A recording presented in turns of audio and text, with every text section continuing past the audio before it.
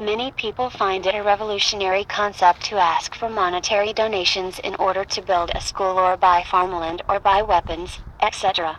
Although money, or anything else in the hands of a revolutionary, can be used for revolution, it is not absolutely necessary. We have been in such a state of desperation for so long that we only seem to be interested in immediate, obviously visible results. But even those that are not in a state of desperation prefer to invest our time, energy, and resources in that which results in immediate returns on their investments.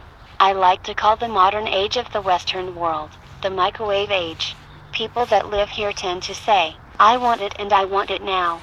Whatever it is, if we can't get it now, we tend not to see the value in it.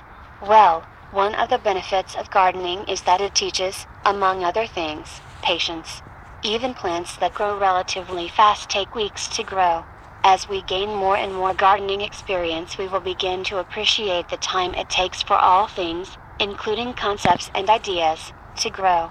In the autumn, leaves fall from the trees. Those leaves blanket the earth in the winter and ultimately provide plant food in the following spring, summer, and fall. Eventually the leaves will break down and the cycle will repeat itself. There is a natural beauty in this cycle, and observing it is a learning experience. But if there is no patience, there won't be an opportunity to observe the cycle and its beauty, because we have been taught to discard the leaves when they fall.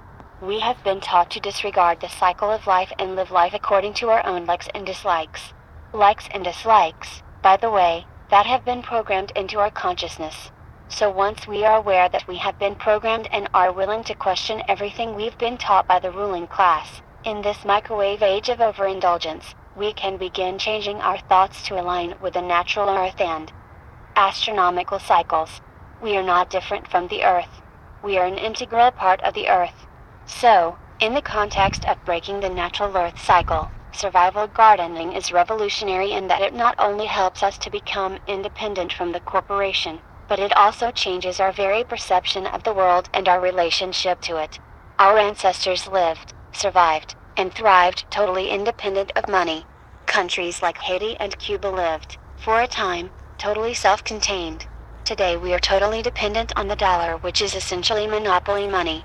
Even the most educated among us cling to the ideas imposed upon us. One such idea is, once we purchase farmland, we can produce our own food. This is a great error in thinking.